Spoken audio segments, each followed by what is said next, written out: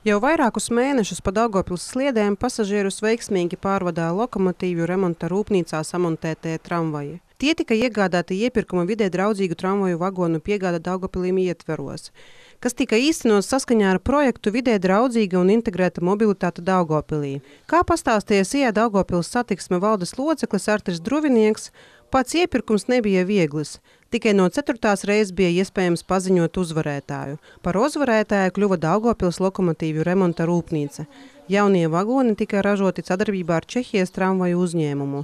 Tos mūsu pilsētā montēja vietējie meistari. Acīm redzot, liels iespējas ir arī tam, kāda ir šobrīd ģeopolitiskā situācija pasaulē.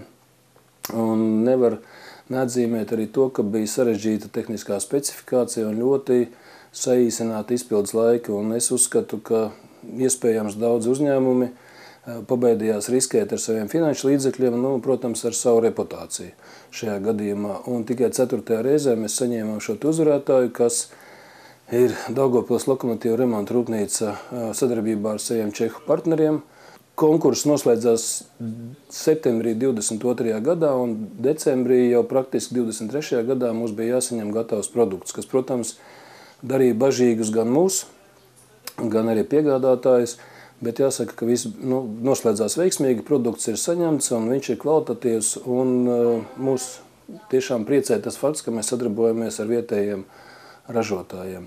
Varbūt var parunāt par cenu, kas nav maza, bet jāņem vērā, kā jau es iepriekš minēju, ģeopolitiskie apstākļi, kas šobrīd ir pasaulē, kas patiesībā pēdējo 3 gadu laikā ļoti izteikti sadardzināja cenas, gan uz darba spēku, gan uz izējuma materiāliem, gan uz visu citu. Viens vagons mums izmaksāja nedaudz vairāk kā 1,8 miljonu eiro. Un šajā gadījumā bija svarīgi saprast, ka tolaik nebija lielas izvēles iespējas. Mums vai nu bija jāpērk vagoni par šādu cenu, vai arī vispār jāpaliek bez jauniem tramvajiem, neizmantojot šim mērķim piešķirtos Eiropas līdzekļus. Vagons ir radīts tieši mūsu klimatiskajiem apstākļiem. Tas var braukt no plus 40 līdz minus 40 grādu amplitūdā, kā arī lielākā daļa vagona korpusa ir no nerūsējošā tērauda. Tātad viņš ir mazāk jūtīgs pret apstākļiem, pret sāli, pret dažādām ķīmijām. Un, protams, ka jāpiemina tas, kāds ir iekšējais salons. Mēs varam uzlādēt savas mobilās ierīces. Mēs redzam, ka ir kvalitatīvi monitori, apskaņošanas sistēma. Pats salons atbilst visām prasībām, kādām būtu jābūt 21. gadsimtā. Vēl viena būtiska priekšrocība ir tā, ka remonta gadījumā nebūs problēma atrast nepieciešamās detaļas. Arī paši šoferi ir apmierināti ar jaunajiem tramvajiem. Vagonus ar sērijas numuru Evo 1 mīļi dēvē par Evačka. Kā vadītājiem ir ērtsēdeklis, ir sildītājs. Gan muguras, gan sēdekļa sildītājs. Paceļas, nolaižas ar kompresora palīdzību, nav jāceļ ar rokām, visu kaut kas nospiedi pogu, viss notiekās.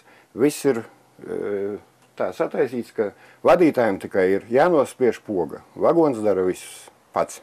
Tie ir arī ērtāki pasažieriem. Tramvajos ir gaisa kondicionieri, ko var izmantot karstās vasarās, bet ziemā tajos ir silti.